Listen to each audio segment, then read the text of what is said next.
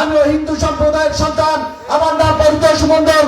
আমি সাতক্ষীরা জেলা ছাত্র হিন্দু পরিষদের যুগ্ম আহ্বায়ক। আমার বাসা বুড়িগল ইউনিয়নে। আমি যত এখান থেকে এত দূরে এসে শুধু সারের পক্ষে দাঁড়িপাল্লা প্রতীকে ভোট চাইতে পারি। এখানে যারা হিন্দু সনাতনী আছেন, আপনাদের পায়ে হাত দিয়ে অনুরোধ করে গেলাম, আপনারা 12 তারিখে দাঁড়িপাল্লার প্রতীকে ভোট দিবেন।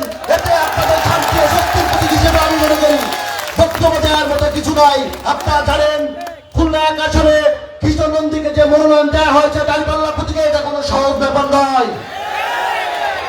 দাঁড়িপাল্লা প্রতীকের লোকজন হওয়া লাগে ইসলামপন্থী। হিন্দু ধর্ম হলে হিন্দু ধর্মপন্থী, মানে ধর্মকে আপনাকে আগে মানতে হবে। কারণ আরেকটি কথা বলে যায়, বেশি কিছু বলবো না।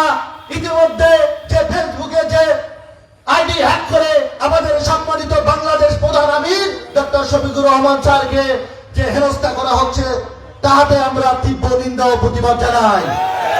কারণ আপনারা জানেন আমেরিকাতে বেশ কিছু বছর আগে আমেরিকা প্রেসিডেন্ট নির্বাচন হয়েছিল। সেখানে বারাক ওবামা তার প্রেসিডেন্ট পদপ্রার্থী, তার নির্বাচনে 15 দিনের আগে আইডি হ্যাক হয়েছিল।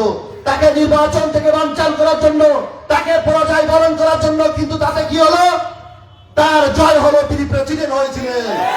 তারপর জো বাইডেন বর্তমান প্রেসিডেন্ট ডোনাল্ড ট্রাম্পের বিরুদ্ধে নির্বাচন করতে গিয়েছিলেন। সেখানে তার নির্বাচনের আগে 15 দিন আগে আইডি হ্যাক হয়েছিল। সেই একই কারণ, তাকে নির্বাচন থেকে বানচাল করার জন্য, তার জয় সুনিশ্চিত হবে জেনে তাকে পরাজয় ঘটানোর জন্য, তার আইডি হ্যাক করে তাকে অপমান করার জন্য, জনসমাজের ভিতরে তাকে একটা চঞ্চলকাঠি সৃষ্টি করার জন্য তাকে এটা করা হয়েছিল। কিন্তু ডোনাল্ড ট্রাম্প সেইবার পরাজিত বরণ করেছিল জো বাইডেনের কাছে। তেমনি আমাদের অমিত সাহেবের 31 জানুয়ারি আইডি হ্যাক হয়েছে। আপনারা সবাই জানেন তখন নির্বাচন বাকি ছিল 12 দিন।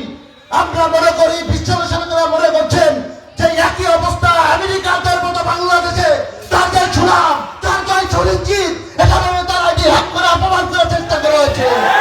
কিন্তু সকল অপশক্তির বিরুদ্ধে ডক্টর অমিত শাহ অবশ্যই তিনি বাংলাদেশের প্রধানমন্ত্রী হবেন, এটা আমরা সুনিশ্চিত রেখেছি।